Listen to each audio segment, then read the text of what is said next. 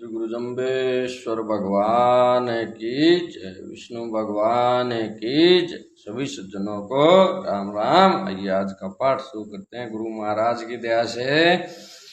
ओम अरुण विवाणे रे रवि बाणे देव विवाणे विष्णु पुराणे बिंबा पाणे सुरु गाणे विष्णु विमाणे कृष्ण पुराणे काय झंझोते आल प्राणी सुरन तणी संबेरू इंडो फूटो बेला बरती ताछे हुई बेर बेरू मेरे परेशो जोइन बिंबा लोयण पुरुष भलो निजवाणी बाकी मारी एका ज्योति मनसा सास बिमाणी को आचारी आचारे लेना संजमे शीले सहजपति ना तिहि आचारी ते चिन्हत कोण जाकी सहजे चूके आवागौण। व्याख्या ओम अरुण विवाणे रे रविवाणे।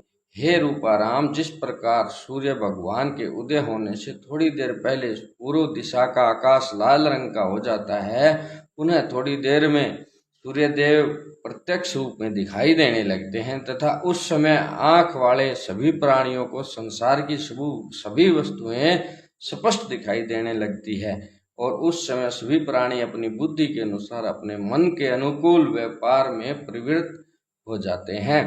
देव विमाणे विष्णु पुराणे बिंबा बाणे सुरु गाणे। इसी प्रकार देवों के देव आदि देव विष्णु भगवान के स्मरण व ध्यान से हृदय रूपी आकाश में भगवान विष्णु रूपी सूर्य का प्रत्यक्ष दर्शन हो जाता है।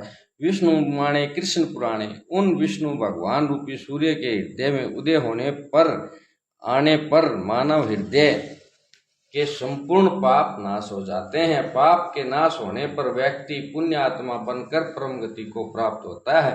काय झंझोते आल प्राणी। अरे प्राणी रूपाराम, तुमने परम पिता परमात्मा का ध्यान व जप छोड़कर तामसी सिद्धियों के लिए व्यर्थ में शमशानों में जाकर भूतों की सेवा क्यों की तथा तुम अज्ञान पूर्वक संसार में क्यों भटकते रहे। सुर नर्तनी संबेरु।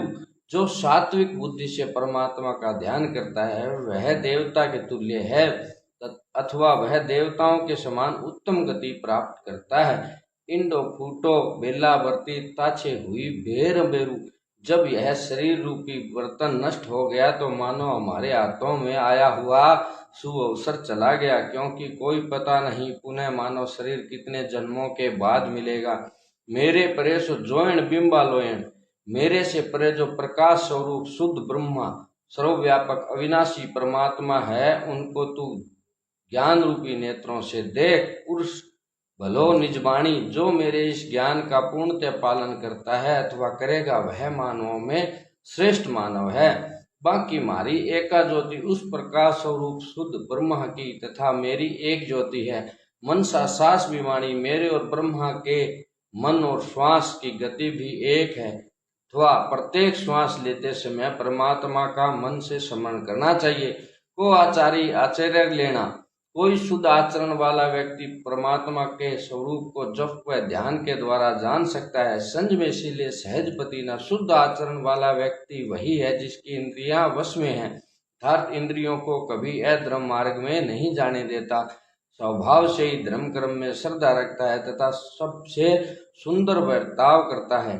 तिहि आचारी ने चिन्हत कोण। इन सुंदर आचरणों को कोई कोई पुरुष जानकर करता है अथवा इन आचरणों से संपन्न साधक को सभी लोग नहीं जान सकते।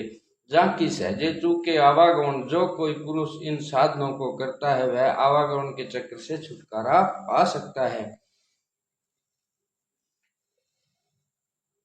तो रूपाराम जो कि पहले लोहा पांगल था, धनोक गांव के पास प्याऊ पर पानी पिला रहा था, उसी समय बिश्नोइयों के युवक घास काटते हुए वहां पहुंच गए। उन लड़कों ने पानी पीकर रूपाराम से कहा कि तुम तो थोड़े दिन पहले नाथ संतों के महंत थे तथा अब साधु बनकर जनता को पानी पिला रहे हो।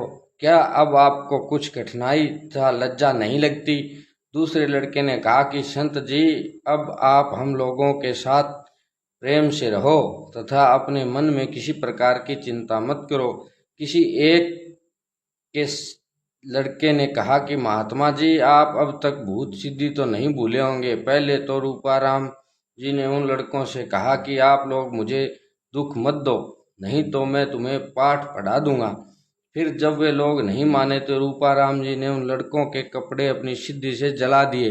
वस्त्र जल जाने पर बिश्नोई युवक श्री जम्बेश्वर भगवान के पास समराथल पर गए तथा श्री देव जी से कहा कि आपके शिष्य रूपाराम ने हम लोगों के कपड़े जला दिए, तथापि उनका क्रोध अभी तक शांत नहीं हुआ।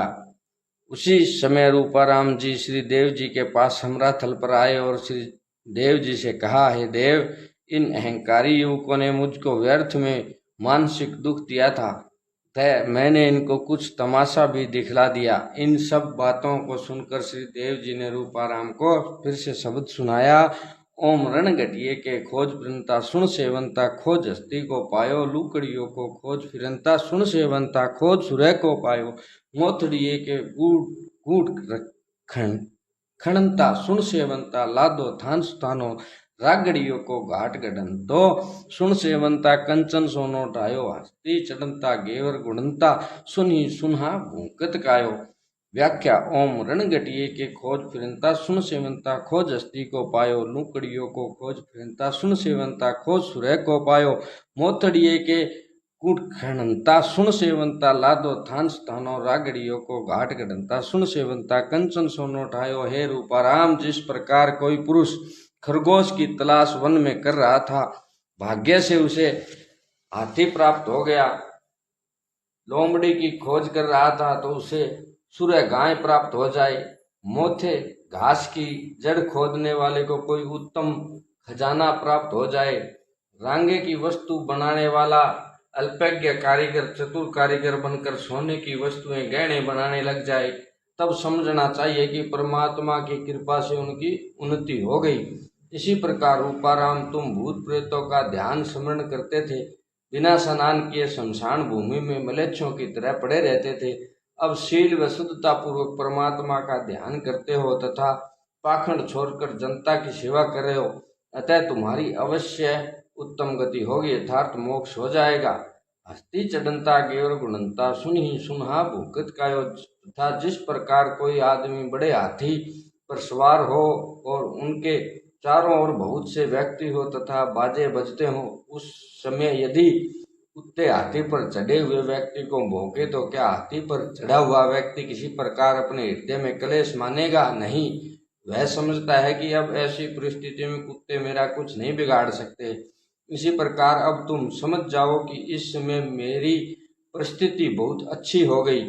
यदि कोई अहंकार व मूर्खतावश मुझे कुछ अनुचित कहता है तो उससे मेरा कुछ भी नहीं बिगड़ेगा, अर्थात मुझे अब अवश्य सतगुरु की कृपा से परमात्मा की प्राप्ति होगी अथवा आत्म साक्षात्कार होगा।